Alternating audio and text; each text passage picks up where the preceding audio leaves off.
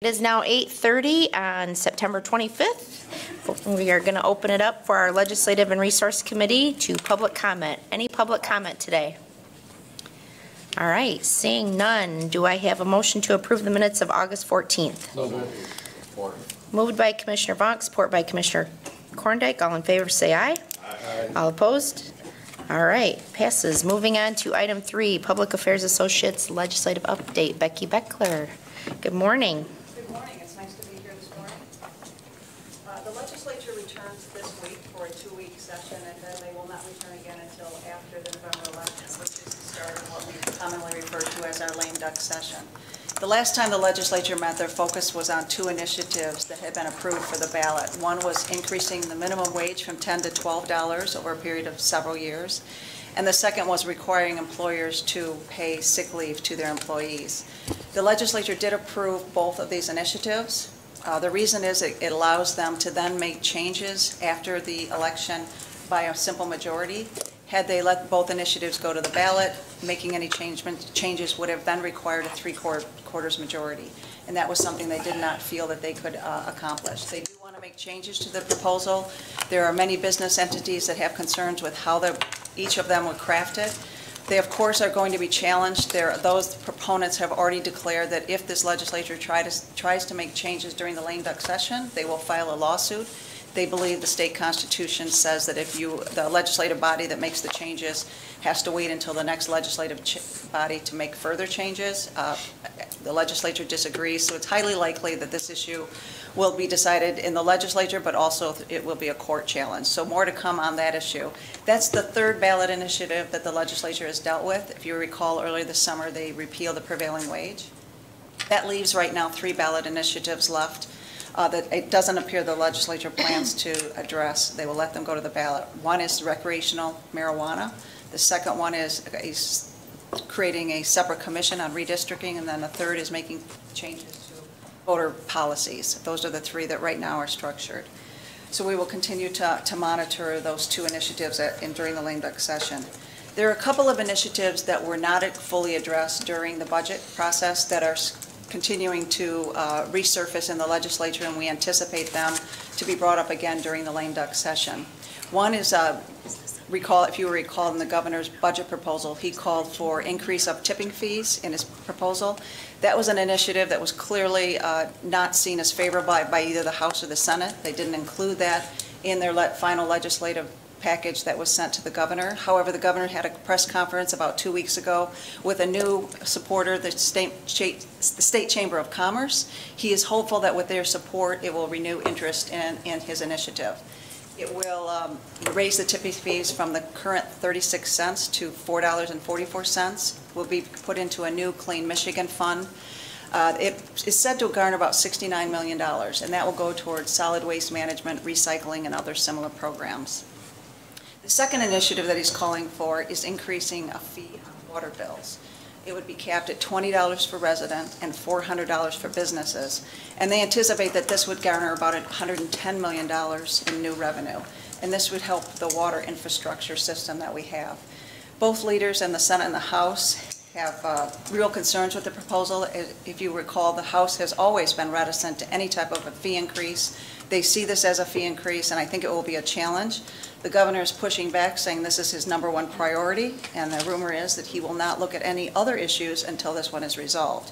So this could be an issue that is either going to have to be dealt with quickly or resolved in some manner in order to move forward with other lame duck issues.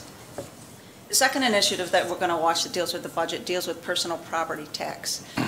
If you will recall, in 2014, the legislature made tax changes to industrial and commercial property, which had implications on local units of government. So therefore, the legislature created an authority which would make sure that the local units didn't have any losses. They continued to change that formula throughout the budget process, and this budget is no different. They weren't able to resolve it before the budget was signed in June. However, it will be a lame duck issue to be resolved. We're watching it very closely. We have 2 of our Kent County legislators at odds having competing proposals. Representative Rob Verheulen has a bill in the House Appropriations Committee. Senator Dave Hildebrand has a competing proposal that is still in draft form that we have a copy of, and we're modeling to see how it might benefit the the county. One of the key implementations of his proposal, though, is that it does give money to local health departments as part of current state statute. The state has not actually met its obligation, maybe once or twice, on a 50-50 cost share to local health departments. And he is recognizing this. I think he's following the guidelines of Senator Pete McGregor in his budget, did add money to local health departments, recognizing that the state was not even coming close to meeting its obligation of 50-50 cost share. And I think Senator Hildebrand is sharing those visions and trying to meet some of that obligation. So we will continue to watch that as it progresses. The Indigent Defense Commission continues to cause great consternation for counties. When the Indigent Defense Commission sent out its contracts early this month, it only provided for 20% funding for counties.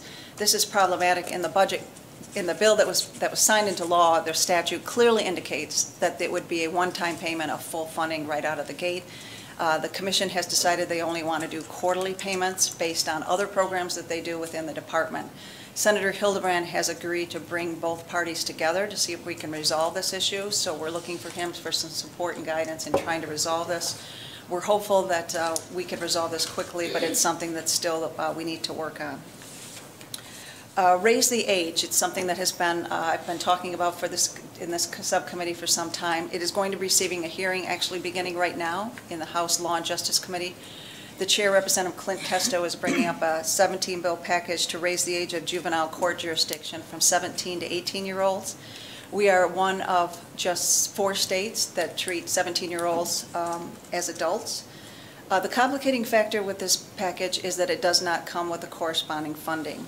There are estimates that the cost of this policy would be anywhere from $30 to $80 million, and this proposal does not include that funding. Therefore, the Michigan Association of Counties is testifying this morning in opposition, indicating that the funding has to follow the policy. Joining them will be the Michigan Probate Judges Association, the Family Court Administrator, the Michigan Prosecutors Association, and the Michigan Sheriff's Association sharing those concerns. We believe it'll just be a hearing and testimony this week. We're not sure whether Representative Testo plans to try to move the bills next week, but we will follow up with him later this week to see what his intent is. Finally, I'm talking about an issue that is likely to come up in lame duck issue that could have implications on the county, dealing with sales tax on the internet. It's an issue that was brought up this summer during a Supreme Court ruling. Wayfair was one of the implicators. And as a result of that, it opens the door to allow states to begin collecting sales tax off the internet.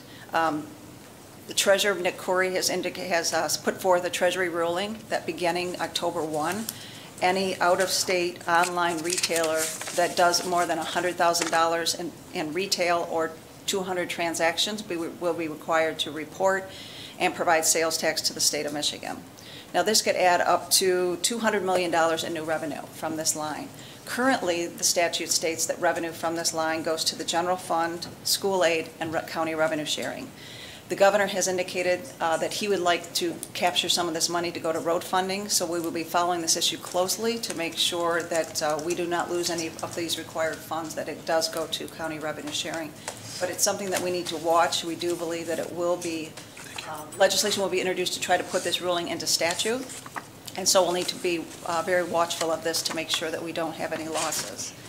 Other than that, we don't believe that either chamber plans to bring anything significant before the chambers. There are a lot of committee meetings happening, setting issues in place for the lame duck session, but we anticipate the next 2 weeks to be fairly quiet. I'd be happy to answer any questions or make any inquiries on your behalf. Commissioner Talon. Thank you, Chair. Morning, Becky. Back to the first thing you were talking about, the changes that the legislature might make. Are there any rules to govern how substantive of changes they can make? Can they totally change it, or can they just tweak it around the edges? That's an excellent question. That's something still being discussed. There are some legal opinions out there, and I'd be happy to forward a couple of those on to you. They believe that they can tweak it, but there are some guidelines. They can't eliminate it, but they can make some tweaks. But I guess the question is what is a tweak and what is a major policy change, and that's yet to be resolved. But I will send you a legal opinion that the legislature did receive that offers some guidance to you. I do think that the courts will have to engage on this issue, but let me send that your way for further conversation. Thank you. Commissioner Steck? Thank you, Chair. First of all, tweak is not defined in Black's Law Dictionary. So. Becky, a couple of questions. On the legislation that's considered on charges for water usage, that's only for public usage? That is not well usage, only for a public system? I'm not certain. Let me check out for you. Okay, thank you. And then the second question is on the proposed legislation to increase the age. You indicated the projection was an $80 million cost. That's a statewide cost? Raise the age? Yes. You know, the Michigan Association of Counties is estimating anywhere between 30 and 80 million, and yes, that would be statewide. Okay. Have you done any projections? Do we know what that might be county for this county? I do not know. I think we're still looking into that numbers. There is a work group, actually, when this package of bills came up, I believe 2 years ago, the legislature put together a work group, if you will, trying to decide exactly how much this policy would cost. That work group is still in progress. And that's one of the concerns that we have. Allow this work group or commission to finish their work, find out what the exact numbers might be, and then let's come back and implement the policy along with them. Okay. We can get you. Okay.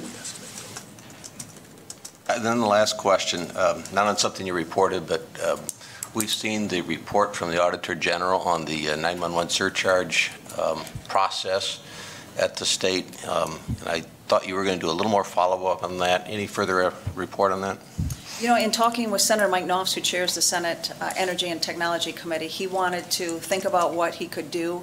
And in the last piece of legislation, he made an attempt to try to help us. I don't think it went far enough. So one of the thoughts that we had is having a meeting with Senator Knopf, as well as talking to the Treasurer, Nick Corey, who received this audit, to see if there's anything that the administration can do as a result of this audit to make these changes and get the information that we needed. So I'm in the process of putting those two meetings together for the individuals within the county. Thank you. Commissioner Talon? Thank you, Chair. I don't know if this is so much a question, but I wanted my colleagues to know that regarding the raised age, there have been a lot of discussions about it at MAC, particularly on the Health and Human Services Committee that I serve on. And I want to make sure we're clear that in general, the idea of raising the age is good for kids. It's good for, it's good in a lot of ways. The issue is that it significantly increases cost to the counties because of the additional supports that we provide in the juvenile system. So again, it's not that counties or county commissioners or this commission is opposed to raising the age, but it's a cost matter. So just want to be clear about that. Thank you. Any other questions for Becky? I just have one. Do you know anything about any bills moving forward on online registration to vote? Have you heard anything? I do not, but I'll be happy to do a search for you. Okay, that'd be great. I believe that is part of that ballot initiative dealing Okay. with changes in the voting proposal. Okay. But let me confirm that. Okay. Commissioner Talon, did you have one more? Well, a question for my colleagues again raised by the report, and that's regarding the solid waste surcharge. And I'm wondering whether our DPW is taking a position on that, advocating for it. Where are we at on that? Because it seems like it's probably, in my view, that's a pretty good thing.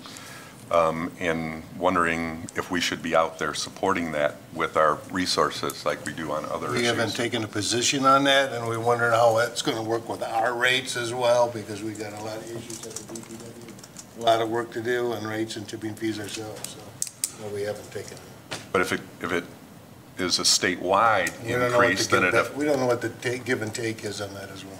Yeah. Thank you. Okay. All right. Thank you, Becky. All right, we're going to move on to item 4, Sheriff Performance Measurement Update. Sheriff Stelma. Is this your last update? Possibly? Yes, it is. All right. Well, good morning. You know, I have been privileged to present these updates that represent the Sheriff's Office since the inception of this concept of performance measures, perhaps 18 or 20 years ago, and this is my last time. So I'd like to take a moment just to thank you as commissioners and let you as commissioners know how much we at the Sheriff's Department appreciate your support, your encouragement, and for Wayman and his staff and all of their help as we fine-tuned this report over the years to make it more meaningful. And I'd even like to thank Commissioner Talon for his famous stretch of "so what?" I think it has made us all much more effective and has made our reports more concise. You know, Solomon, thousands of years ago, is recorded in Ecclesiastes as making the observation that there's nothing new under the sun. And certainly, as it relates to the Sheriff's Office, our relationship with the County Commission, and the issues that we face collectively together, there's nothing new under the sun. Response times, staffing, and funding have been issues that the Commission has faced with the Sheriff's Office since the establishment of Kent County. And while packing my office here the other day, I located some old documents that I thought I might just take a moment and share with this body this morning. First one is a 1959 Sheriff's, it's called the Sheriff's Yearbook. It's the Sheriff's Report to the County Commission. It's 60 years old and reports a staff of 84 people, that they covered 2,000 calls for service, they processed a little over 4,000 inmates, and their average daily population was a little over 200 inmates. And now 60 years later, we have a staff that's approaching 700 officers or 700 personnel. We'll handle some 80,000 plus or minus calls for service. We'll process between 23 and 25,000 inmates, and we have a average daily population in the jail of between 11 and 1,200 people. It also talks about, has a section in this report 60 years ago that outlines the firearms scores for all the officers. That's been eliminated. We don't do that anymore. And it also talks about the fact that the sheriff in 1959 paid just shy of $4,000, or just a little over $4,000 for fox bounties. And we don't pay bounties anymore either. Then we go to 1970. It's kind of a yellowed document, but it's called A Study on County Law Enforcement by Albert Heemstra for a Citizens Committee. And in this yellowed document, it talks about how the Sheriff's Office has been so underfunded, and it recommends a day and evening coverage of 17 units. And now 48 years later, our typical day shift is 17 units. Or 1971 yellowed document called a police protection report, special report on police protection in Kent County, an evaluation and recommendations by William Johnson, the former police superintendent. That's what they used to call, what we now call the chief of police, but the former police superintendent, William Johnson from Grand Rapids.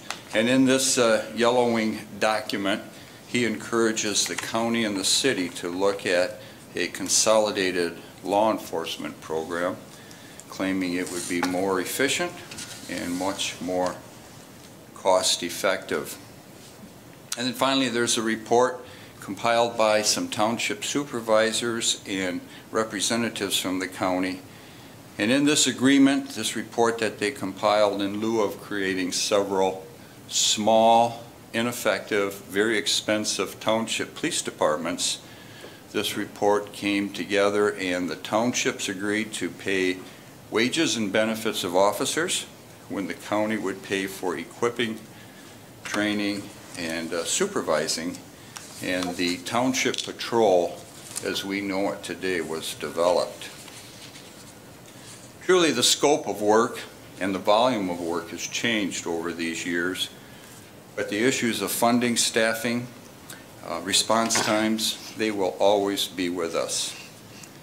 And I'm certainly not complaining at all, for that's not the purpose of performance measures review. But I am here to thank you for your support and for your support of dealing with the issues in our community and how you have assisted us in dealing with these public safety issues in our community. And we're here to thank you and to share with you what we have done with the resources that you have supplied. It's certainly not a complaint, but it is a thank you, because you have richly supported this community and richly supported the public safety initiatives in Kent County, and I thank you for that. You all should have a hard copy due to a technology glitch. It won't be on your screen. We're going to do this the old-fashioned way, the sheriff's way, the way we did it the very first time we did a performance measure. And I'm going to have Under Sheriff Michelle Young go through the report with you. Michelle? Good morning, everybody. Good morning. The irony of ending this way for the sheriff, because he teases us constantly about what happened there? I don't know.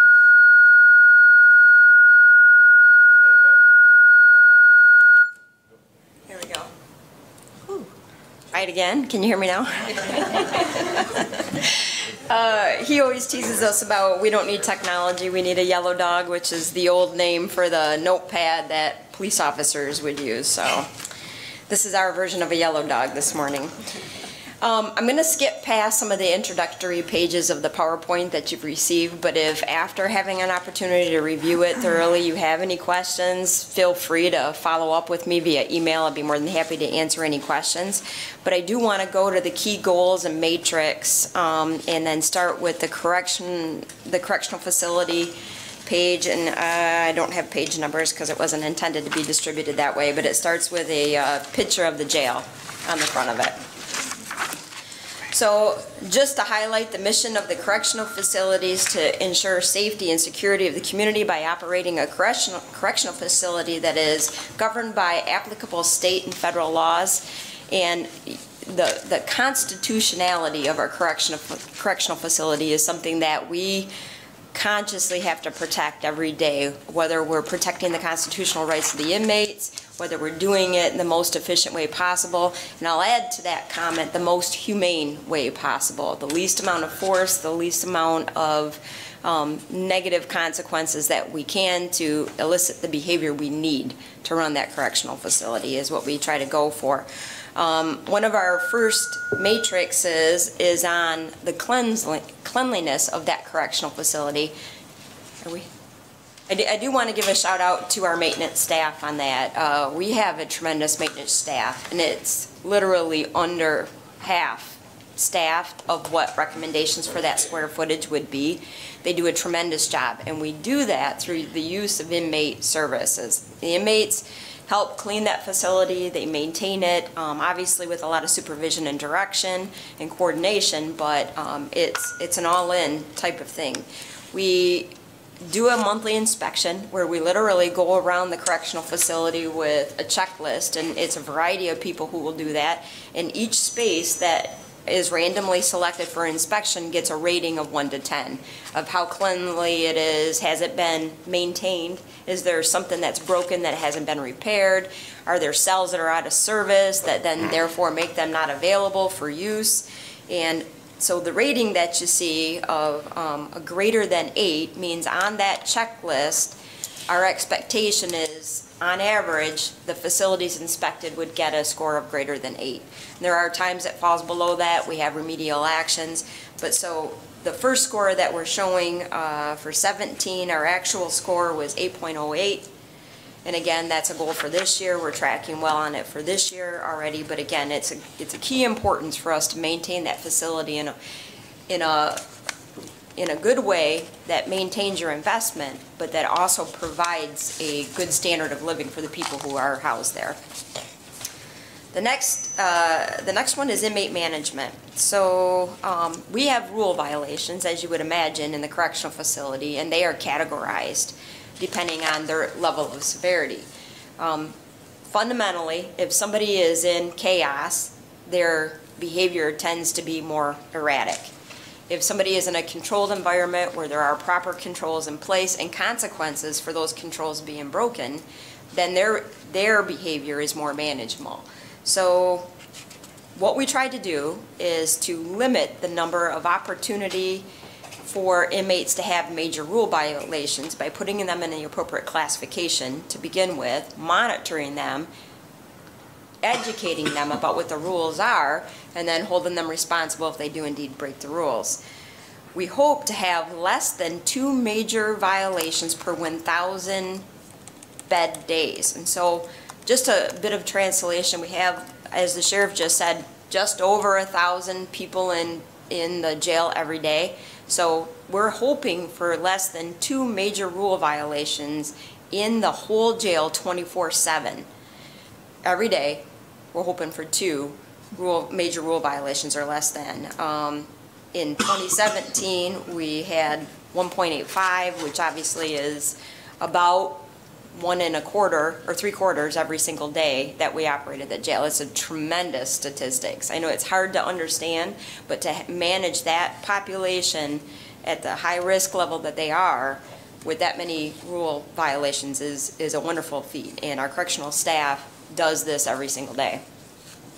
The third page I'll point to is this is a new goal. You're going to see the rating next year, but as I hope you remember from our last conversation, we have been understaffed in the correctional facility to the point where we have not been able to allow corrections staff to take breaks within their 12-hour shift away from the housing unit. So we are tracking that very closely this year. We hope to be able to report out to you successful outcomes next year, but it is still in progress. I'm going to skip to the risk avoidance. So this is important in a lot of different ways. This is important because we want to minimize the risk for the county in general to be held liable for a situation that happens in the correctional facility. And one of the most volatile situations is when there is an inmate that is out of control, that physical force is necessary. So we try to manage that circumstance very closely. Most often and historically, that happens when a person from the street is being brought to the correctional facility by police. They've been involved in a situation outside of the facility. There's typically some level of impairment, drugs on board, alcohol on board. There's also a critical incident that's happened on the street that has ended in their arrest, and now they're being brought to the correctional facility. In the old days, in the days of the reports that the sheriff just read, we had what they called a welcoming committee, and we would send as many people as we could muster from the floors out to the Sally Port to take custody of that inmate and use whatever force is necessary to do that. Our world has changed, and thankfully so. That ended in a lot of injuries for officers and the inmates that were being incarcerated. In today's world, we do send a handful of people out, but their number one goal is to talk that inmate down, to talk them into compliance, to get them to understand that it's in their best interest to cooperate. And we have been able to use force in less than 5% of those circumstances now.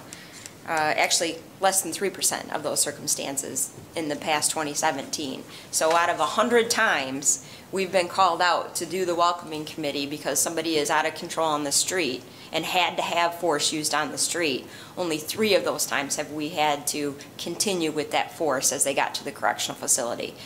I have to really take my hat off to the correctional staff. That's a tremendous statistic, and it's not representative of the correctional world as a whole. This is very unique to our sheriff's office, and I'm very proud of them for that.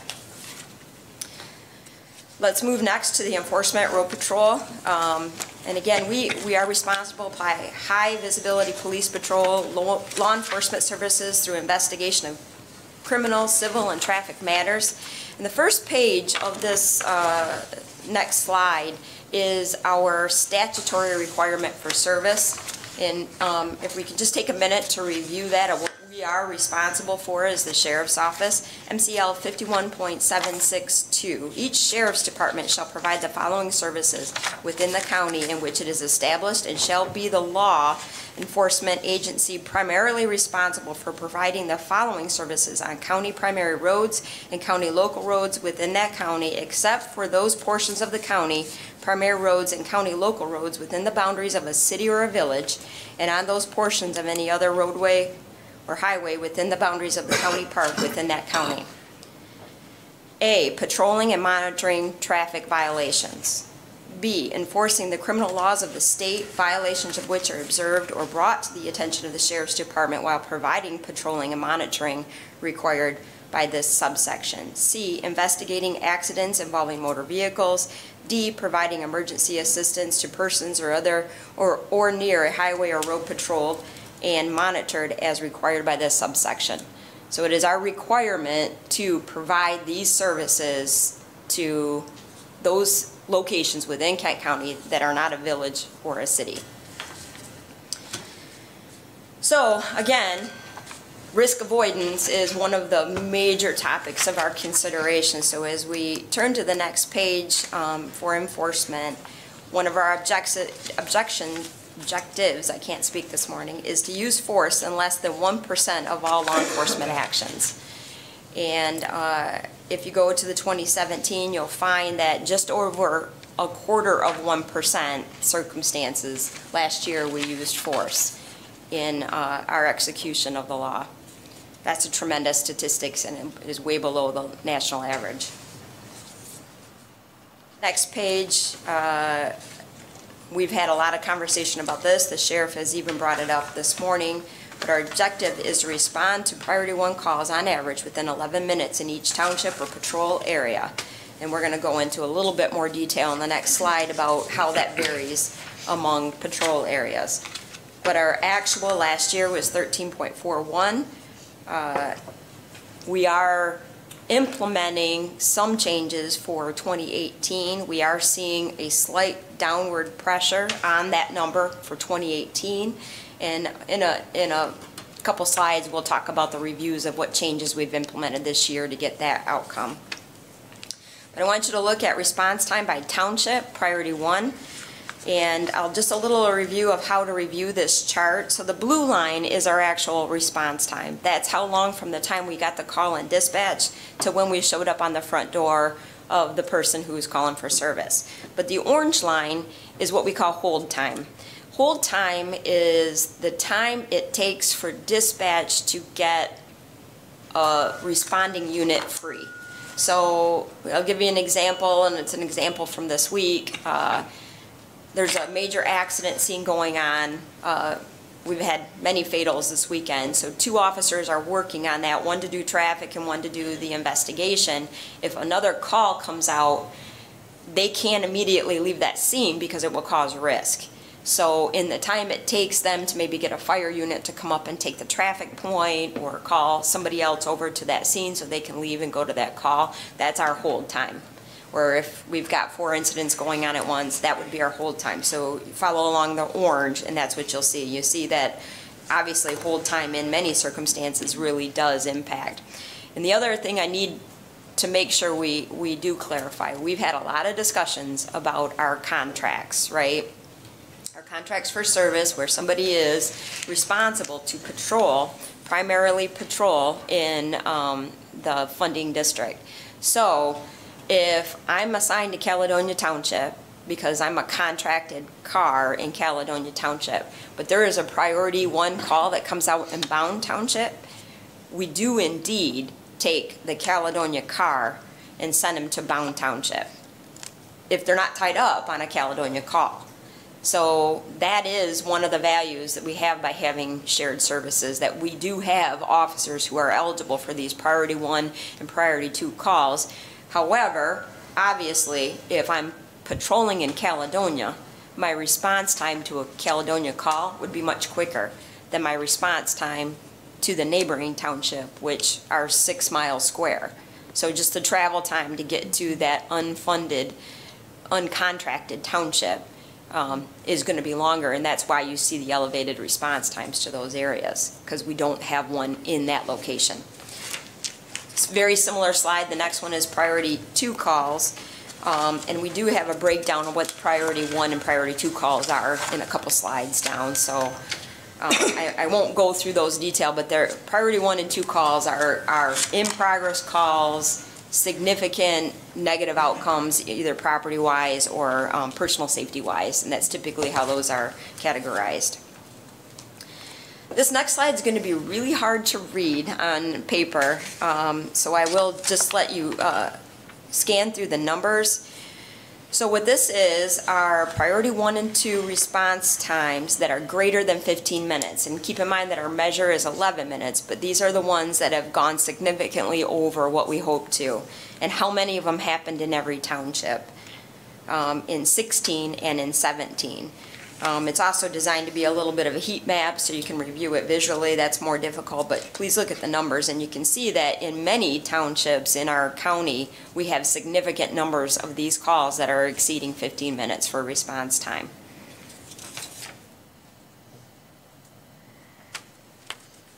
So the next slide, we're going to talk about patrol districts, 12P to 5P. Now the reason why you have this slide is this is involved in the change that we made last year when we were allowed to convert some overtime hours that we were being reimbursed for special events and convert them into FTEs instead of just using it for overtime. We were allowed to convert those positions. It enabled us to put on what we call a power shift. So if you look at the map that's in front of you from 12P to 5P, and the reason why that's selected is that's a very heavy call burden for us. This is what our ideal starting operation patrol would look like, and there's 3 different colors that are depicted. The gold are the county-funded traditional district cars that we have. You can see we have 2 up north. We have 1, what we call central, which is Alpine, Plainfield, Cannon, and then we have 1 in the east precinct and 1 in the south precinct. Those are the full-time, always there, general funded district cars. Then we have the brown emblems. Those are all of our contracted cars, and again, they can be used for priority 1 or priority 2 call, but they are restricted to patrolling only in the contracted district that they have. And then now you see a new orange colored star, and those are our power shift cars. They work from noon until midnight, but the caveat to that is they are required to cover all of our special event overtime positions during those times. So although they are there, if there's a Whitecaps game and a picnic pops or a triathlon or even traffic in and out of some churches, they will pay to have service there. Those are the cars that are sent. So what we see are those orange cars are there in the winter months when there are not a lot of those types of events happening, and the orange cars are not there in the summer months, which coincidentally is our high traffic load, right? It's vehicle traffic, it's our call load, it's when people are out and about in our community. So although it has had an impact on our response time, and we have absolutely benefited from it in patrol, it has done a lot to show us, indeed, patrol staffing will improve our response times, but it's not a perfect plan, as we talked about. And then the next page just goes to the next segment of time, 5P to 12A. And again, you can see that we don't, because we're deploying a lot of these cars, we don't have the staff. When the power shift is not on, as the sheriff said, we are down to 17 or 18 cars, depending on how many contracted positions we have at that point. This next page, Priority 1 Response, North District. This is one of our watched areas for response time. These are where we're having the most trouble with response times for priority 1 and priority 2 calls.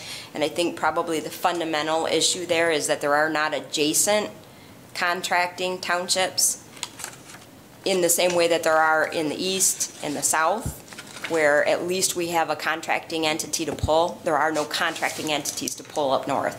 So literally our priority 1 or 2 responses are coming from sometimes 30 miles away, and it drive time. There's also not major thoroughfares that allow you to go high priority response the entire way. There's a lot of traffic issues, safety issues. This next page, 2018 Staffing Initiative, talks about the power shift and what we did in more detail. I want to highlight the third bullet. Power shift has allowed for 2,174 hours of special event incidents to be covered by on-duty staff, saving approximately $111,961 in overtime, while generating $184,790 in revenue. So it was a very fiscally responsible change that we made, and we did get a positive outcome for our response times. We have further to go, but we are making progress. Support services is the next area that we want to talk about.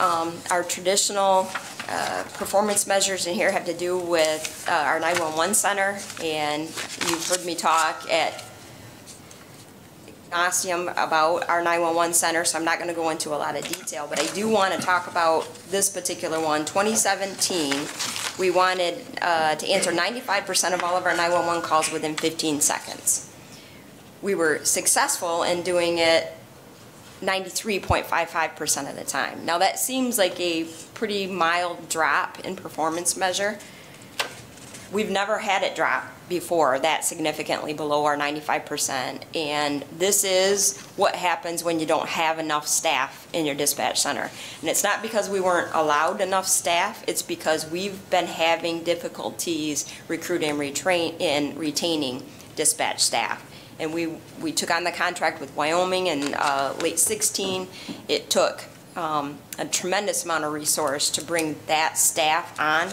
And I will tell you, even today, we are having problems getting enough staff and retaining enough staff in our dispatch center because there are better jobs, less stressful, the same money, in many circumstances, better benefits and better time off and better hours, that this group of people that would typically be our target can get on the outside of public service. So this is something for us to watch. This is going to be a critical issue for us because that response time in answering the call obviously significantly impacts the response for everything that happens after that.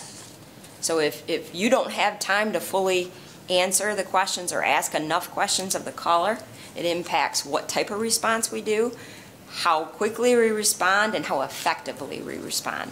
This is something to be watched. The next one, answer 99% of all of 911 calls within 40 seconds. So this is about 3 rings, just to put it in perspective. 40 seconds while you're waiting at a very critical incident is enough time for somebody to hang up in some circumstances, thinking they're not answering. Because in those circumstances, everything's exaggerated, right? You feel like it's taking forever. We were able to answer 99.68% within the 40 seconds. Talk about significant budget issues, and I don't want to hit all of them heavily again. You have them here to read. But I do want to talk about the third bullet. Again, a significant number of our staff are reaching retirement, which is causing shortages on our roster. This is causing upward pressure on our overtime while also forcing us to work without appropriate staff. We are expecting many additional retirements over the next 5 years within corrections, enforcement, and dispatch. So I don't know how many of you guys were in government in 1994 to the early 2000s and really were watching the trends in government. But in law enforcement, this was a significant time period. It's when many of the COPS grants came out. There were significant hiring in law enforcement and a lot of different programs that got started. In law enforcement, about 25% of our staff right now were hired during those years. They are now reaching their 25-year retirement eligibility. The issue is what happened subsequently to that portion of time is that there were withdrawal of resources and hiring freezes and even layoffs at the sheriff's office for short periods of time. This means that there is a major gap in time that we had people that we hired, which means we're going to have gaps in supervision, we're going to have gaps in training capabilities, we're going to have gaps when that 25% walks out the door. This is something we all have to pay attention to, and we are tracking it very closely. We're doing whatever we can, but it's important that we all understand I can't hire a cop today and have him work tomorrow. I can't decide we're going to hire a cop in 6 weeks and be able to hire a cop in 6 weeks. It is nearly a year from the moment that we get permission to hire somebody till we have somebody actually working on a roster when you add together both the recruitment time and the training time and the supervision that it takes to get that officer. I'll give you one more issue. We are not different than Grand Rapids or Wyoming or Kentwood or Ottawa County or Allegan County or Newaygo County or Ionia County. We are all in the same boat. And our police academies are graduating record low numbers of officers who want to work in the field of law enforcement. Record low, easily 30 to 40% below what the projected demand is going to be. We have to stay competitive as employers. We have to stay intuitive to what the needs of these employees are and how to retain them and how to bring them to Kent County first. And we have to proactively work within the resources of all of the state to make sure that those numbers improve for police academies. This is going to be a major issue in our communities, and it's not just Kent County who are going to see it.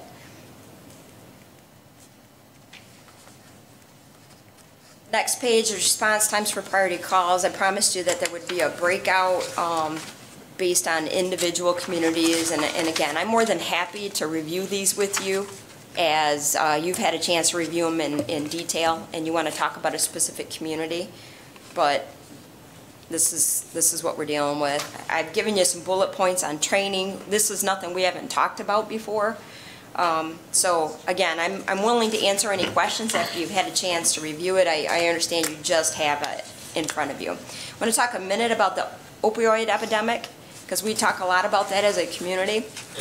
We have implemented something called MAT, which is medically assisted treatment. It's referred to in the last bullet on the opioid slide. We are looking to expand it here in the next little bit, but what we've done so far is to allow those parties who are participating in the county drug court to remain on their therapeutic progression while they're incarcerated. This is not normally done in a correctional facility. The efforts of Chief Deputy DeWitt and his staff in corrections have been tremendous towards this, the research, the liability aversion, to try to understand how we can do this safely and effectively within a correctional facility. We've studied the issue. We do believe we're able to move on to the next group of people, which are people who aren't part of the drug court, but may be under treatment through one of the clinics, and to continue that treatment. So we'll bring details about that as we do continue on. And again, we're hoping to lean forward and continue to move progressively until we're able to really provide this type of service to everybody who might be in the correctional facility and addicted and wanting help. We've had a lot of significant accomplishments this year. Some of the stuff to watch: successfully hired and transitioned over 75 employees during 2017. The Sheriff's Office to replace retired employees. This comprises 12% of our workforce in 2017. That is an all-in effort to get 12% of your workforce all in 1 year hired and trained and working. We are coordinating, we've taken the lead with the steering committee for 800 megahertz communication platform. That's progressing well. We expect that to be implemented in 2019. We're very, very positive about what we're seeing so far in that project.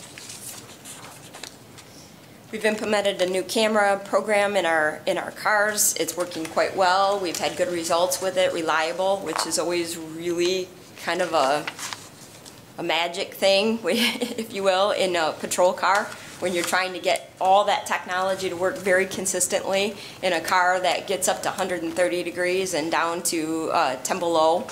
In the same vehicle, electronics can be pretty tricky. We've trained hundreds of citizens, employers, business representatives, and students throughout the county in active shooter response.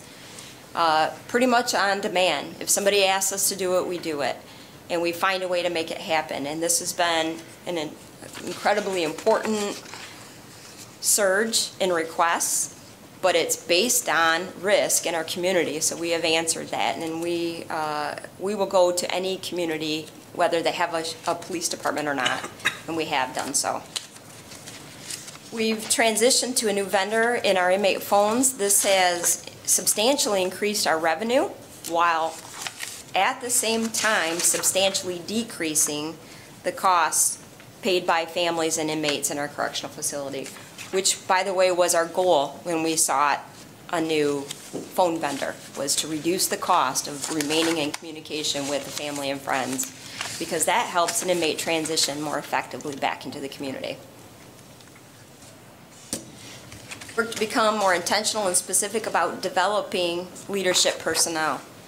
Again, we've talked about the risk, about how many supervisors are now retiring, how many key command staff are ready to walk out because of retirement. Incredibly important that we cultivate talent within the sheriff's office to be ready to take these roles, and be ready not just emotionally or personally, but to be ready with the right background, be ready with the right understanding and training and encouragement and mentoring to take on these roles effectively. So this is a very purposeful process at the sheriff's office, and I'm very excited about what we've accomplished so far and what we are going to accomplish. This next slide is, I could get into literally an hour presentation on the Robertson Brain Health, and I think we probably do need to have a more detailed conversation about it, but we are very clear that the health of our officers is incredibly important to the success of our officers, and therefore the success of our county. And we've engaged the resources of a major brain scientist to help us really understand what's going on in officers and how the effects of the stress of their jobs is impacting their viability, not only as employees but as human beings. And we're working to try to minimize those effects through this program. So I can plan to give more on that at some point, and I would really like to. We collaborate with many partners, to include all the law enforcement agencies in Kent County, to make sure that we're delivering service cost effectively, efficiently, and responsibly. So you see they're all depicted on this slide. That's by no means all of our partnerships. It's the one we thought of when we sat down and typed out this slide. There are many more, and it's an active list. We reach out to new partners all the time. I want to give a specific call out to Network 180, because I know that you guys think very much about our mental health costs in this community. They are instrumental in all of our programs at the correctional facility. They do provide mental health services for the jail. They do it effectively. They are our partners, and we work very closely with them on it. It's something that, as a community, we cannot have an effective program in the correctional facility without managing our mental health risk within the correctional facility. There's many more that help in many ways, but I thought we needed to talk about that.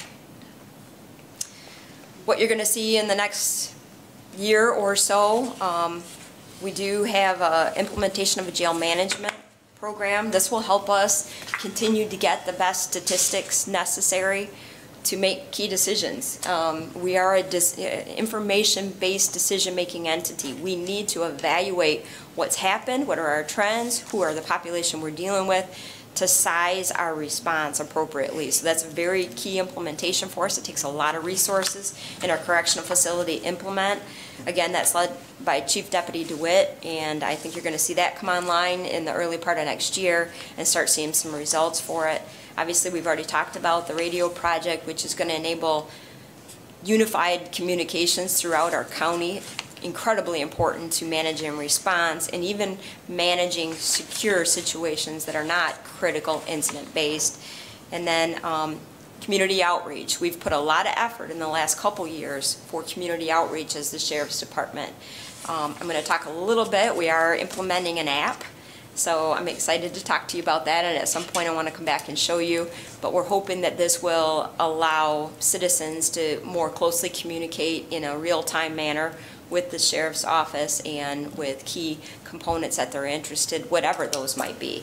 It'll also help us communicate with our internal staff. We have, as the Sheriff said, we are very close to reaching 700 employees in one manner or another, part-time and full-time. We have another 200 plus volunteers, and to even coordinate their duties, their assignments, their information they need, legal updates, personal updates to stay connected with each other. It's a big effort when people don't come and sit in an office every day and we can't reach out and touch them. Many of them never report to the main sheriff's office in the course of a 6-month period of time. So we have to continue to strategize about how to stay in communication with everybody. So that's what we have coming. Hopefully it meets your desires as well. Any questions? All right. What a great report. Any questions for Under Sheriff Young? Commissioner Korndike? First of all, I'd like to thank the sheriff for 18 years of service. Appreciate your effort. Always been open and accessible to commissioners, and I believe the public as well. Efficient and effective on everything you do at the Sheriff's Department.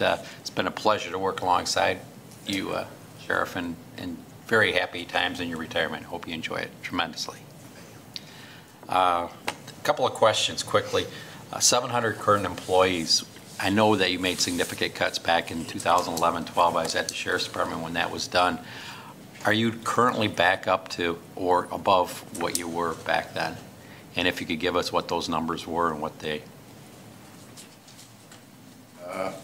if you remember. File system, someplace I do have the numbers. We are approaching where we were before the stretch of layoffs and reductions that you're talking about. Okay. So I would say we're very close. I can get you the exact numbers if you'd like. But So you're doing a great job. We're doing okay. So you have less people with a bigger population.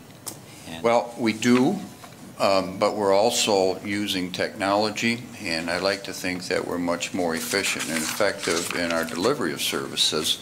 And so if there is a silver lining to the cuts, it has forced everybody in every industry and every occupation to become, to be more aware of efficiencies and effectivenesses, such as the ability for citizens to file reports online and over the phone, which didn't exist prior to that, but that has reduced a lot of the less serious responses, which allows us to have more officers and more time for the more serious responses. So those types of efficiencies make us a better steward of the resources that you folks supply.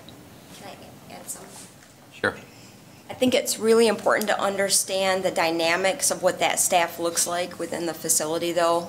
Since our layoffs, that's when we contracted with all the other PSAPs to provide dispatch. So contracted employees, they're specific to the function. We've added township employees in Gaines, Byron, Plainfield, Cannon added some hours. So a lot of the positions that you see now versus what you saw prior to the initial layoffs are really specific to a function that they've been contracted for, as opposed to general fund. So they're funded differently. they're funded differently. They're also less By the flexible. townships. Yes. They're less flexible in our application of them. So that's important to understand too, that I have actually shrunk resources that can respond to some of the townships on patrol, because unless it's a priority 1 and 2, like go back to the beginning of our conversation, we don't have the same flexibility with that number. So even though the number is growing, so is the span of responsibility that came with it. Okay, thank you. And then a quick question in regards to per diem. What is the average cost to keep a prisoner a day at the jail, and then how much of that is shared on a per diem basis by the? Good morning, Chief Good Deputy morning. DeWitt. Last year's number is right around $99 per day, and that's for the overall cost of an inmate if we were to ask for full reimbursement. There isn't any entity that we Pays do full. ask that amount. What percentage would you say is paid per diem of that? Half or 60, 70? From the cities? Yes. Yes, it's right around $40, $45 per day. Basically 40%. Okay. Okay, appreciate that. And then challenges in the future. Michelle, it looks like we have a lot of hiring and training challenges. How are we going to prepare to make sure that we're able to do the things that we need to into the future to hire the people that we need to hire? Do we have, I would assume we have some sort of a plan to accomplish that. And who's ever crazy enough to follow the sheriff into that job is going to have some real challenges. So maybe you could speak to that a little bit. Yeah, well, obviously, we do have a system in place that has been geared up for larger numbers. We work very closely with Human Resource, and they are tremendous partners in this, and that they really work with us to try to make sure the process continues to move. So we do have the numbers. We have the capacity within our office to do it. Our challenge is the early part of that funnel. So we do have people working with the police academies. We have programs that we work with high school students to encourage them to go into the field. That's also our strategy for a more diversified workforce, which is really, really important in our application. But we're feeling the pinch, just like everybody else, is that if there are so many better opportunities, not in public service, not very many families wish their kids to grow up and be a police officer today. And so they're hearing that at home, they hear it in the community, they hear negativity on Facebook and in the news about police work. We have a challenge about how do you talk somebody into doing this now.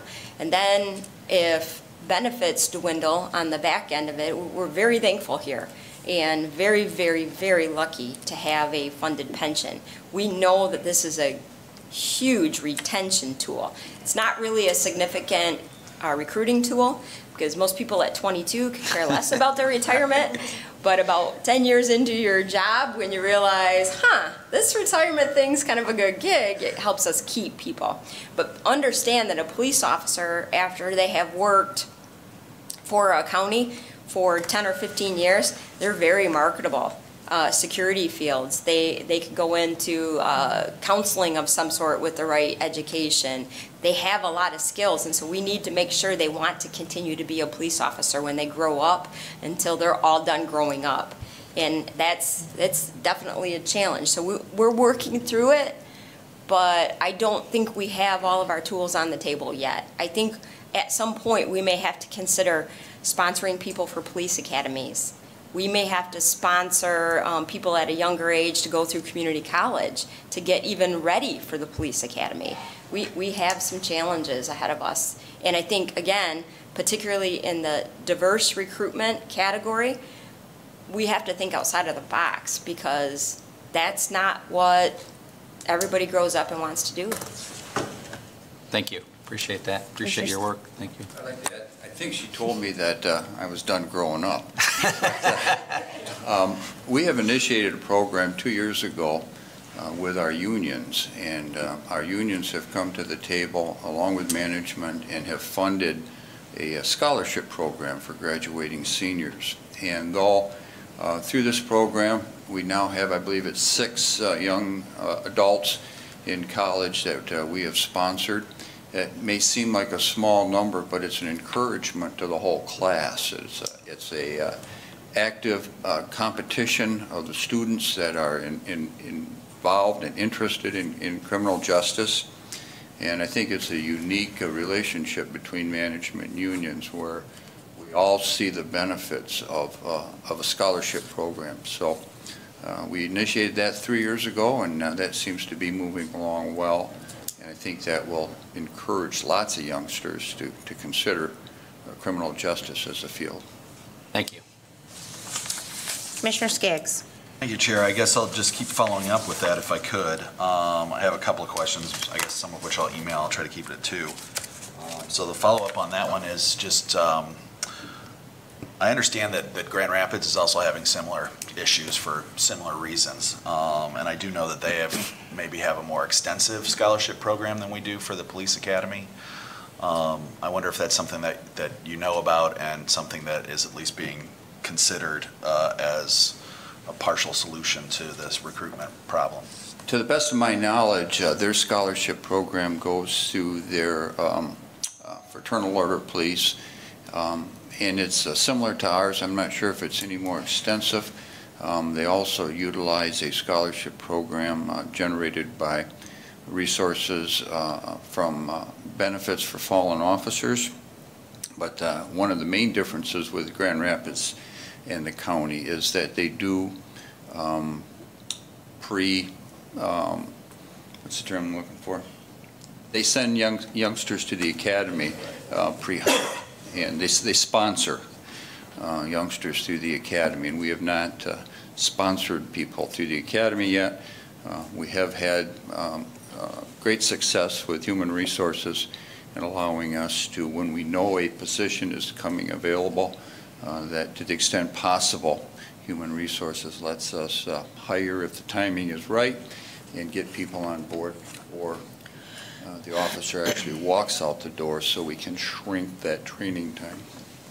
Right. Well, I wonder if it would be worthwhile to look a little bit more into that Grand Rapids program, especially as it helps us out with diversity and maybe with retention as well, if we're sponsoring young men and women that come from the community who are probably more likely to stay than head off to other pastures.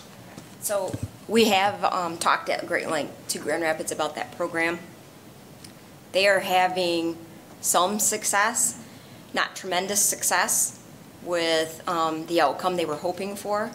So I think it has a promise to use a program such as that, but I think we're going to have to be very thoughtful and careful about how we proceed, because it can be quite costly to take somebody who has not mentally and emotionally prepared for work as a police officer, sponsor them through an education, and as I said, they're pretty marketable with that education to do something that's easier and maybe in some regards more lucrative. So I think you have to be careful and thoughtful about how you apply it, but I agree that it's something we do need to look for, to try to see if we can improve our statistics with that.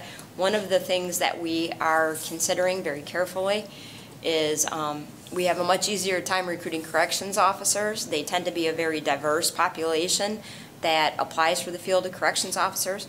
We're considering maybe investing more heavily into our corrections staff and having some of them transition, because we've had an opportunity to watch their work history and to watch how they perform in critical situations, and potentially they may be a good applicant for the law enforcement. So I think that's one of the things we're looking at and completely vetting. Obviously that causes an opening on the other end for us, so it's not without its downsides. But that is probably, if you look back to what they used to do when they used to have this problem, that was a very common thing for Sheriff's Office to do, and it was very effective for them to do it that way. So we're not jumping to any conclusions about what our next step is, but all things are on the table. Okay, and then lastly, if I may, I wonder if we can get a little bit more about the 911 update. I know maybe a year ago I had asked for a website to let voters know what was going on. I'm looking at it now. I don't know if it's been updated, but I'm noticing here that it was targeted for the autumn of 2018 to have all of our tower sites either repurposed or built or or what have you, and I just, a little bit more on how, concretely, how we're doing. And Yeah, moving towards that I 2019 can goal. talk to you about it. That's Dispatch Authority who manages that project. That website you're looking at is probably the Dispatch Authority's website. And we can ask them to update it, but it's not something we have any control on, even though we are participating in the project. Most of the tower sites have been selected, and many of them are being improved already. There is one that's under construction right now up at the Honor Camp. We are working through some licensing and approval processes right now for the last couple, but it's all going quite well at this point and on target. They have just hired a project manager to replace the project manager that KCDA terminated their relationship with earlier this year. So the replacement is now on board and starting to press forward with the project. I wouldn't tell you that was a delay though, because we were still doing many things in the background with existing staff. So I'd say in general, we're very happy with how that project is progressing. We have already received most of the equipment. There's already setup that's happening on most of the equipment. So literally, as soon as the towers and the infrastructure are ready to go, that project will be ready to go. And in general, we're right on budget too. Some over, some under, all kind of averages out, but it's going pretty well. Okay, thank you. Commissioner Steck? Thank you, Chair. A quick question and a comment. With respect to your efforts to recruit, I encourage the scholarship program. I think it's effective. It's proven effective elsewhere. But do we tether those scholarships in any way so that a recipient is obligated to the county when they graduate? Have we looked at that as a possible? We have not tethered it to a specific agency. We do insist that they're going into a criminal justice field. And I will also say that there's a high percentage of those recipients that are minority students, which is very encouraging. But in the overall picture, trying to assist the general criminal justice issue in West Michigan, we haven't restricted it just to those that will come or apply to the sheriff's office. So there's not enough students, not enough folks going into this. Do we get our share of the graduates, though? Yes, we do. And we do that because we have so many officers that are involved in the education effort, both in the academies at Grand Valley, at Community College, and at Ferris. And so we have instructors that are always watching out for us and encouraging those students that they think would be a good fit with our agency. So we do well compared to everybody else. And so I just want to point out on the scholarship program that that's the sheriff's personal money and the union's dues that they're collecting and contributing for those scholarships. It's not government money that's being used. So I just wanted to, and that was the sheriff's idea to start this program and to initially fund this program. He said initially to me pretty strongly, but.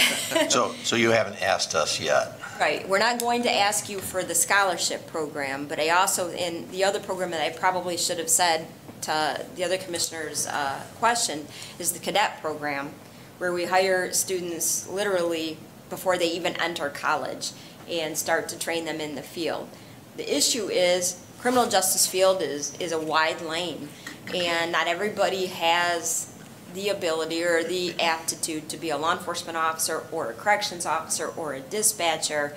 And really those fine point skills show themselves as they're moving through the training programs. So we wouldn't really want to tie them to any one particular job or any one particular agency. We want to make sure that we stay competitive in the market. They'll want to come to us if they're the good ones, but we don't want to keep the ones that maybe didn't work out that well.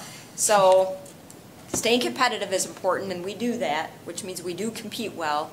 It is because of our mentorship, our officers reaching out to that person they see has a hunger and an aptitude, and they stay with them through their training. That works really well. But then that benefit package, we may want to consider some education reimbursement as part of our package. That might be something that would be effective. And maybe more programs for the cadets. And I think that's other things that we probably need to look at too. I might be allowed just one comment, Chair. So it seems to me that there's little that the county does that is more essential, more critical than what you folks do. And so there's also little that we do that's more difficult than what you do.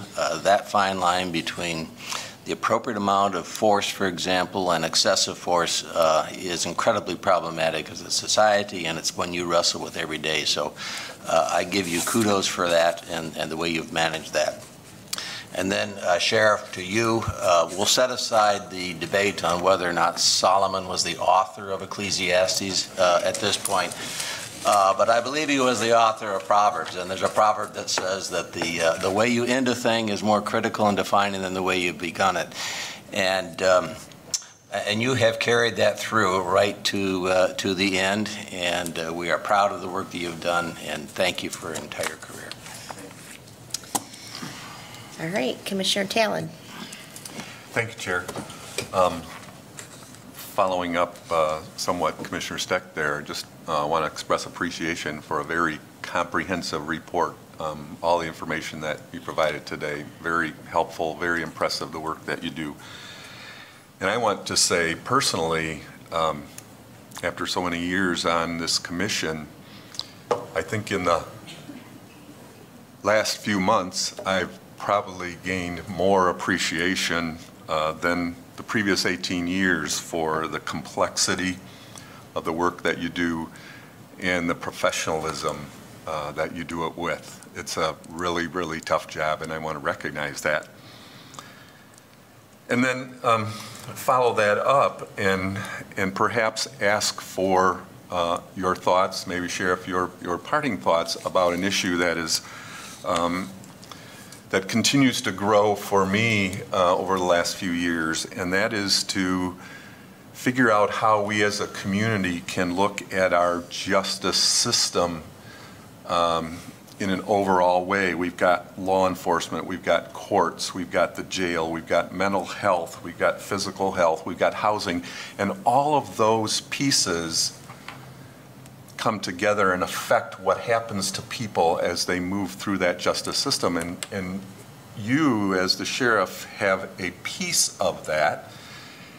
And I think the frustration that I've gained over the last few years is that we hear reports and we hear goals and performance measures about silos, basically, within that overall system. But we never hear anybody talk to us about the goals for that overall system or the outcome measures for that system.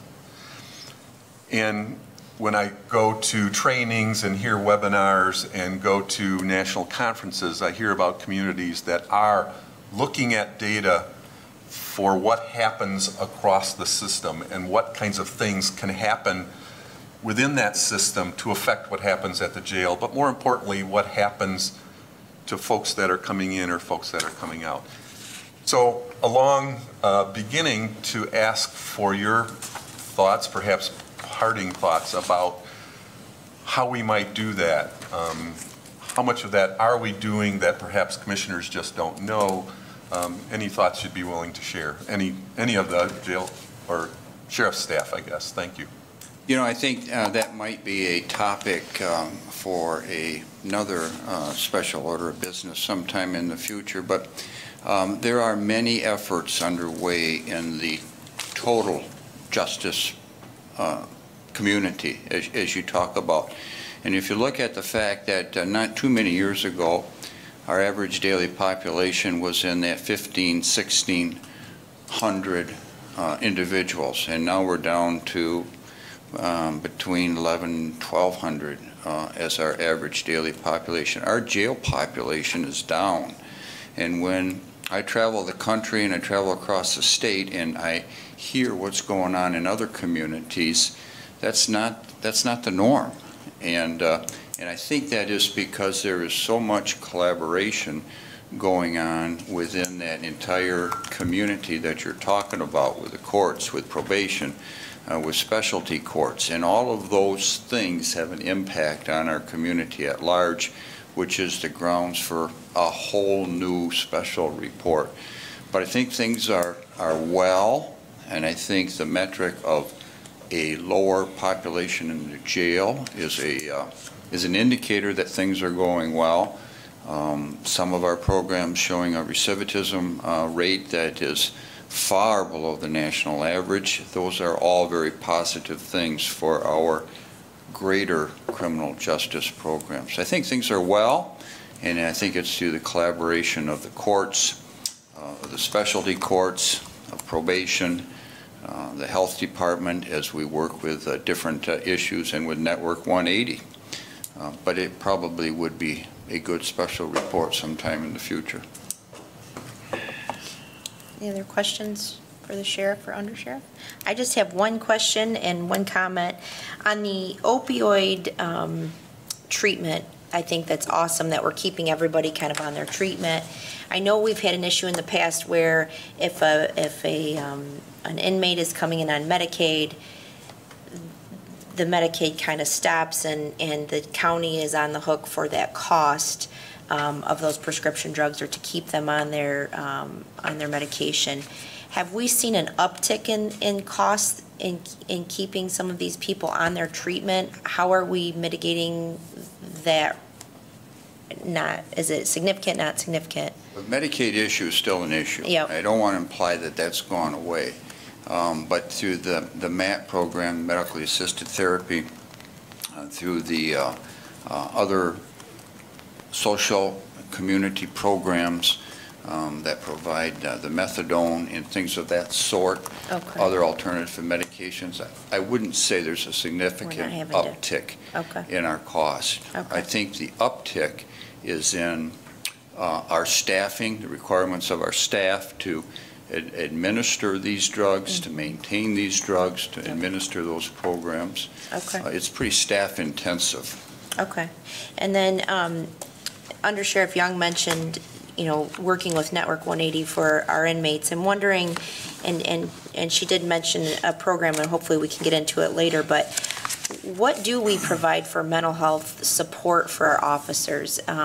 Is there someone that they're having a terrible day, or they had an incident, or is there someone they can go talk to that we can just to vent off some of that steam initially, or just help them mentally before they prepare to go home to their children, or what do we do for our officers? Well, actually, we have, I can think of right off the top of my head, 3 different entities, 3 different programs that are out there. First of all, there's the county program through HR, which has absolutely been tremendous, and the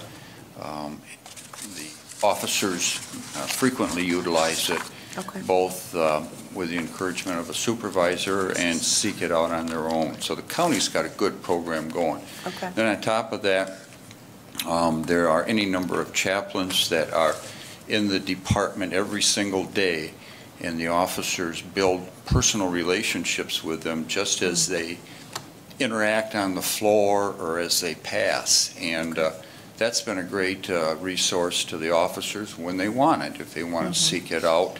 And then the undersheriff alluded to this brain health program, which is strictly voluntary, but has had a tremendous impact on a number of officers in dealing with stress, and equally important, dealing with the long-term health issues that are typical to law enforcement, such as diabetes, early onset dementia, and things of that sort.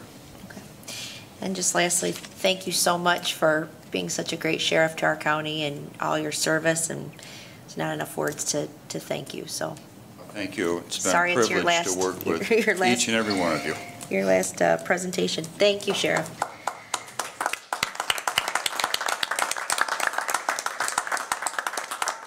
All right, we're going to move on to item 5, appointment of the county medical examiner. Wayman, do you want to give us? Yes, this is a request to appoint Stephen Cole, MD, as the county medical examiner for the term of January 1, 2019 through December 31, 2022. State law requires the Board of Commissioners of each county to appoint a county medical examiner for a 4-year term. Dr. Cole has worked in the county medical examiner program since 1982, including serving as the chief deputy medical examiner and since October 2002 serving as the county medical examiner. Dr. Cole meets the requirements of county medical examiners provided for in state law and has agreed to continue to serve in this capacity. Consistent with the current arrangement, the county will contract with Michigan Pathology Specialists, PC, for Dr. Cole's time and expertise. Michigan Pathology Specialist PC also serves as a subcontractor of the county to provide autopsy services for the county medical examiner program. As permitted by statute, Dr. Cole will continue to provide autopsy and investigative services while serving as the county medical examiner. All right. So moved. Motion by Commissioner Cornick, support by Commissioner Vonk. Any questions or comments? Commissioner Skaggs. Thank you, Chair. What's the reason that we do this on a subcontractor level instead of just hiring the medical examiner as a county employee? You want to speak to that, Linda? It's been set up this way for a number of years because we work with the pathology specialists for Dr. Cole as well as some of his assistants. And so I can't even tell you how long it's been set up this way. It was Dr. Cole's preference. There's a cost savings, or are we paying more to do it this way? I don't have any information that would say it's more expensive to do it this way. Dr. Cole has been in place for a number of years without any substantial increase in his fees or his expenses other than based on the number of autopsies that are done on an annual basis. This has gone through, been looked at by purchasing, but it is an exception to our purchasing policy for professional services. I wonder if we could find out how that compares with medical examiners in other similar counties, just to Sure, we can do that. keep track on that. We're spending the dollars wisely. Thanks. Commissioner Coleman. Chair, so what is the 106,000? Like what specific cost is that It's for his salary. for, that's an annual Yes. cost? Okay, Yes. thank you. Any other questions or comments? All right, seeing none, all in favor, say aye. Aye. All opposed? All right, motion passes. Moving on to item 6, conversion of a 1 part-time health nurse position to full-time status. Yes, this is a request to convert 1 part-time public health nurse position to full-time status. The Health Department provides foreign travel vaccinations in accordance with the Centers for Disease Control and Prevention recommendations for individuals traveling outside the United States. Traveling internationally can place individuals at risk for exposure to diseases that are still common to certain regions, and they include issues of hepatitis A, yellow fever, typhoid fever, and polio. During travel vaccination appointment, travelers meet with the public health nurse to determine general disease risk and/or recent outbreaks in the region the travel is intending to visit. The public health nurse also reviews each individual's travel and vaccination history and administers the necessary vaccinations. Number of travel vaccination appointments provided by the Health Department has increased 20% between 2015 and 2017. Due to the increased in demand for services, the Health Department is requesting to convert a .5 FTE position to a full-time public health nurse position, which will result in an increase of $49,100 in wages and benefits for the position. The current revenue resulting from the increase in service volumes, along with the recently approved increase in the travel consultant fee, will cover the additional cost of the position. The cost of the proposed conversion of this part-time position to full-time status, as well as the revenue to support the increased cost, has been included in the Health Department's 2019 budget recommendation, and the event funding is eliminated or decreased, the position will be eliminated unless continuation funding is approved pursuant to fiscal policy on grants, contracts, and donations. Do I have a motion? So moved. Moved by Commissioner Skaggs. Support by Commissioner Coleman. Any questions or comments? Commissioner Steck. So if I understand this, we approved these increased fees, I think last time or last month, I'm not sure when, but anyway, what you're suggesting is that the anticipated revenues from that increase will rise to the level of $49,000? Yes. Adam London, Health Department Director, do you have any other comments? Yes. Well stated, Ed. So we have that much in inquiries from our residents who are traveling abroad that frequently? We do. And that number has increased pretty substantially, both because the number of groups and individuals traveling internationally has increased quite a bit, and because of limitations with getting the yellow fever vaccination. And we're one of only 5 or 6 locations in the state that's approved by the FDA to provide that vaccination. So we become quite a clinic of demand for international travelers here in West Michigan. If they go full-time, will they actually increase the quality or the spectrum of services they're able to provide? I believe so. You know, right now we're looking at over 30 days out for those appointments. We'd like to get those within 2 business weeks. And that consultation is more than the vaccinations. We also provide counseling to those travelers about things like Zika virus if they're going to South America, or Ebola if they're going to Central Africa. There are any number of things happening internationally. It's a scary world out there when it comes to these infectious illnesses. Having someone whose full-time job is understanding what's happening globally, being a liaison with the CDC, so they can provide the very best counseling to our travelers is important to us. Do they do any follow-up monitoring when these folks come back? It depends on where they're going. Sometimes the answer is yes. Mm-hmm. Thank you. All right, any other questions or comments? Commissioner Coleman?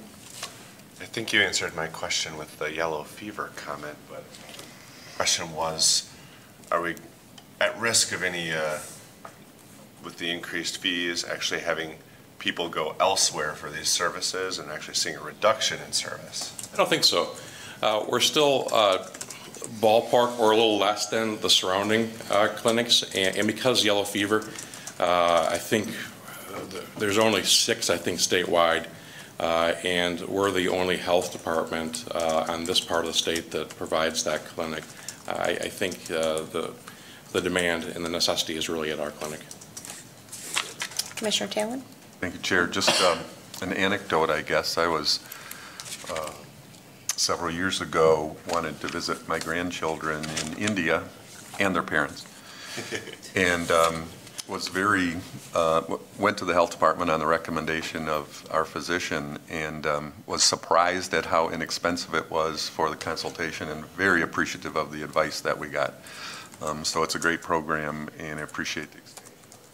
Thank you for that comment. And you know, our concern is both for the traveler, but also for the community, making sure that the likelihood of them bringing some hostile microorganisms back to Kent County is diminished. So, thank you. Any other questions or comments for Director London? Seeing none, all in favor say aye. Aye. All opposed? Motion passes. On to item 7, Commissioner Miscellaneous. Commissioner Vonk. Thank you, Chair. After the review of the Sheriff Department today, and I may have mentioned it before, we haven't changed our format probably since we added the snapshot maybe 15 years ago, like I was a proponent of. Otherwise, we went here from the various departments for every 2 years, and then we added a snapshot so give a little more connection to those departments. As was mentioned by the Sheriff Department, there's a lot going on. There's a lot more they'd like to tell us. I don't know if our format works for all departments, one size fits all, and maybe the Sheriff Department, Health Department, maybe Parks, I don't know, whatever. Yeah, we took that recommendation or request to you very seriously. We said to the Sheriff Department they can have as much time as they have as long as we don't go an hour long in their presentation. The Health Department also is another large department. We're asking them to take liberty to go further than the 5-minute update that they would have. So that's what we're doing to make sure the larger departments at least get an opportunity. The courts is another one, maybe the prosecutor, making sure that they get. I didn't hear that, that we've made that change and. Yeah, we have. Okay. Commissioner, though, are you asking for additional follow-up? Yeah, maybe it should be additional follow-up or, Yep. once a quarter or something, Okay. a snapshot from some of those bigger. 10, 15 minutes? Yeah. Okay. Thank you. Any other Commissioner miscellaneous? Really? None? I have two. Just wanted to announce Commissioner Ponstein is absent today due to his service on the pension board. And then I also am appointing a subcommittee. We have 2 vacancies on the Kent District Library Board and 1 on the Front of the Court Committee that we would like to fill before the end of the year. So I'm going to appoint myself, Commissioner Korndike, and Commissioner Talon to fill those positions, and we'll be looking for applications and making those appointments very soon. Seeing no other Commissioner miscellaneous, we are adjourned.